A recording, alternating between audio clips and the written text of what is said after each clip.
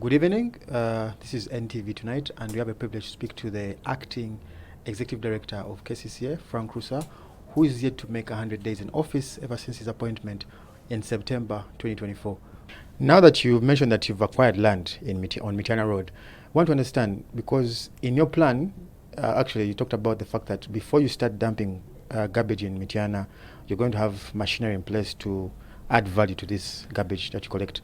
Should you expect procurement of this machinery anytime soon? We are going to get into place. We are now have engaged a company that is helping set up the processes for the separation, and then we are going to build a sanitary landfill where that cannot be where value cannot be extracted is now put to the landfill, where there will be a treatment plant and the rest. So in this arrangement, we are going to enter into concessions with private investors.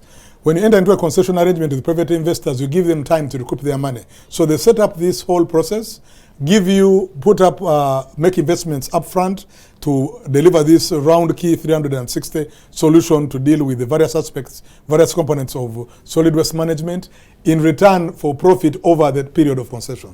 Let us conclude waste management in Kampala by talking about Jospong.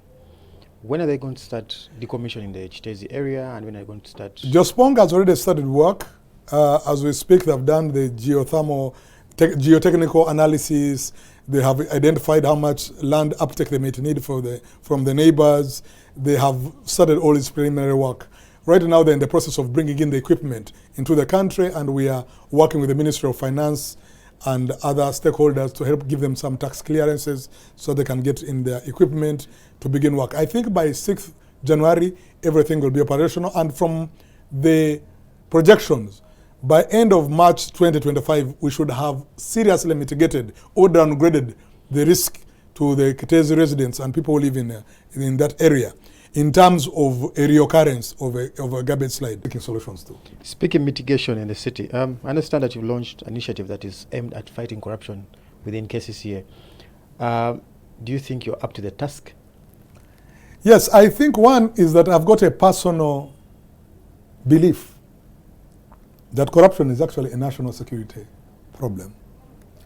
If you don't deal with corruption properly, you can actually disintegrate the state. So it becomes an existential crisis. So this problem of corruption has been said over and over again. And I was wondering, what do we need? Do we need to put mechanisms in place? We set them up. So we put up a CID unit. Afande Magambo was kind to send us an assistant commissioner of police to come and lead the team here of 6 to do the investigative elements. But then who feeds into the investigators' work?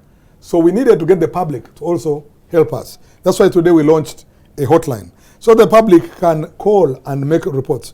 But also, no, we don't want this one to be used for settling scores. So we're asking the public to report with some bit of evidence from which the investigators can pick up and investigate. And if a matter requires criminal action, we take it to the courts. If it requires administrative action, then it is taken to the Rewards and Sanctions Committee, which has been also freshly constituted by very competent people to take some administrative action. I believe that when we start taking some deliberate, intentional steps to curb this vice, people will wake up.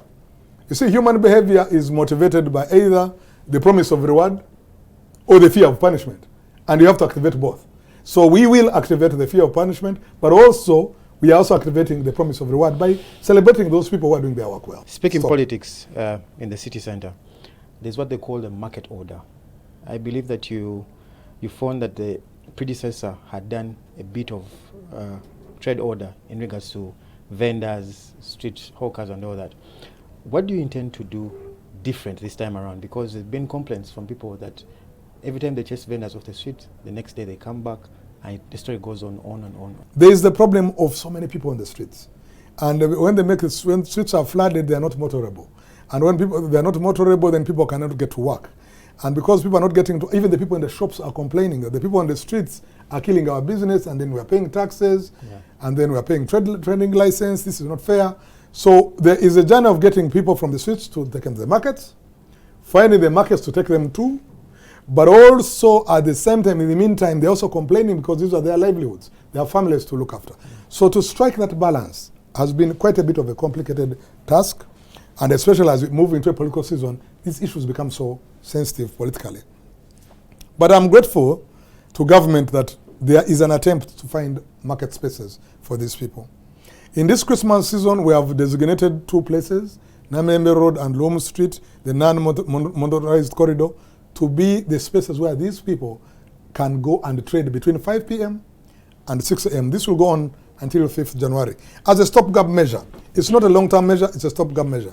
But while we are dealing with this, we're going to have an honest inter-agency, government-to-government, government stakeholders conversation about how to have a long-term solution to these increasing numbers of informal activities, business activities in the city, because it's not sustainable.